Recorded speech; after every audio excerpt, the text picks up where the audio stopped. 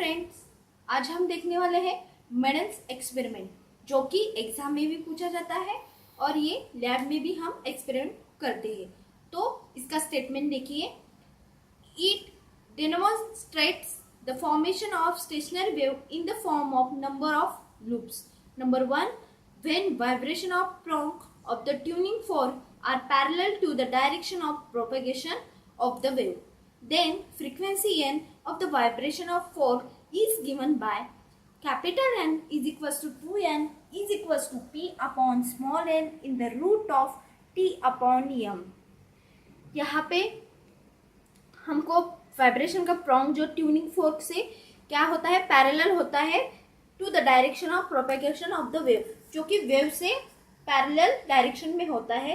तो इसकी फ्रीक्वेंसी है, it is denoted as a capital N of the vibration of the fork as well it is given by, ये देखिए ये इसका फॉर्मूला है, capital N is equals to 2n is equals to p upon n into root of t upon m, where small n is equals to frequency of vibration of string, m is equals to linear density of string, t is equals to tension in the string and p is equals to number of loops in the string, जो कि एक string पर action किया है tuning fork का with a parallel direction in the propagation of the wave.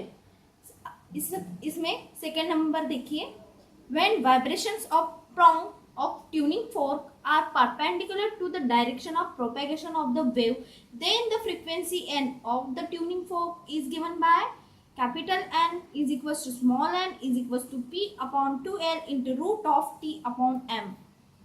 But यहाँ पे भी क्या है, ये फॉर्मूला सेम नहीं है। यहाँ पे देखिए कि ट्यूनिंग फोर्क जब पैरेलल होता है तब फॉर्मूला क्या होता है, capital N is equals to 2n is equals to p upon n into root of t upon m। यहाँ पे n हमने क्या डिनोट किया है, frequency of vibration of string, ये 2 टाइम्स मीन्स डबल होता है in parallel situation, but in perpendicular situation there are only single of n, means frequency of vibration of a string is only 1, means यहाँ पे double होता है, but यहाँ पे in parallel condition यहाँ पे सिर्फ एन सिंगल ही होता है। ये मेंडलेस एक्सपेरिमेंट के 2 स्टेटमेंट्स है, इसके आधारित पर ही हमको एक्सपेरिमेंट करना है और ये 2 फॉर्मूलेस यूज करके हमें पूरी कैलकुलेशन करनी है। सेकेंड देखिए, इसी में इसका है explain the phenomenon of resonance in sonometer and Melde's experiment. जब ये दोनों एक्सपेरिमेंट हमें एक साथ करने होते हैं तब कौन सा फॉर्मूला यूज करना है होता है वो देखिए। The resonant vibrations of stretched string and their laws of vibrations can be studied by using both sonometer and Melde's experiment. Means Melde's experiment में ये स्ट्रेच्ड वायर और लॉ ऑफ वाइब्रेशंस यूज किया है with studied by using both sonometers and Mendel's experiment। ये दोनों experiment मिला के एक एक्सपेरिमेंट बनाया गया है और उसका एक नया स्टेटमेंट यहाँ पे लिखा गया है। तो उसमें से हम आज देखेंगे सोनोमीटर एक्सपेरिमेंट। ये बहुत ही इम्पोर्टेंट है और ये 101% 12th के एग्जाम में, प्रैक्टिकल एग्जाम में पूछा ही जाता है, किसी को ना किसी को ये एक्सपेरिमेंट आता ही है। तो ध्यान से देखिए, sonometer experiment demonstrates the formation of stationary waves, resonance and to determine unknown frequency of the fork। जो fork होता है like this, ऐसा जो fork होता है ये क्या होता है, ट्यूनिंग fork होता है as a U shape और Y shape, जैसे हमारे लैब में उपलब्ध हो वैसे वो शेप में हमें मिलता है। तो देखिए ये जो ट्यूनिंग फोर्क है उससे क्या मिलती है, हमें अननोन फ्रीक्वेंसी डिटरमाइन करनी है with the help of sonometer experiment. तो frequency of a fork is given by, यहाँ पे फॉर्मूला दिया जाता है, नहीं तो फॉर्मूला हमको खुद से ही लिखना पड़ता है। तो ध्यान से देखिए, capital N is equals to n is equals to 1 upon 2n into root of t upon m। यहाँ पे हमें मेंडलेस एक्सपेरिमेंट में क्या देखा था कि 2n condition? In parallel condition, and in perpendicular condition normal and as it is.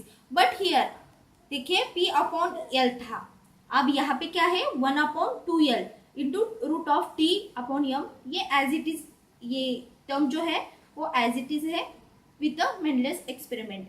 But यहाँ पे 1/2l यही चेंज है सोनामीटर एक्सपेरिमेंट में, where capital N is equal to frequency of 4. But वहाँ पे क्या था? Vibration of string.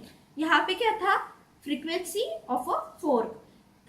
Small n is equal to frequency of vibrating string.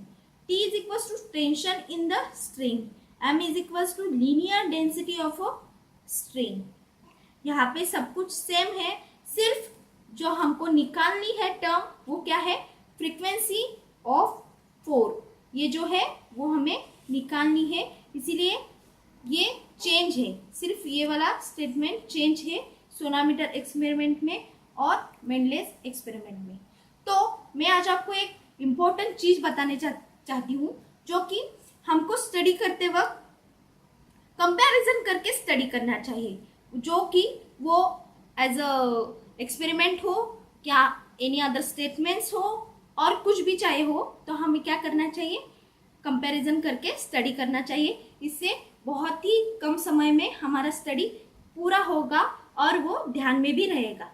So friends, आज हमने देखा कि मेंडलेस एक्सपेरिमेंट में 2 स्टेटमेंट देखे, विच इज फर्स्ट वाला जो है पैरेलल और सेकंड वाला है परपेंडिकुलर. उसके 2 फॉर्मूलेज भी देखे और उसमें क्या चेंज है, क्या डिफरेंस है, ये भी देखा.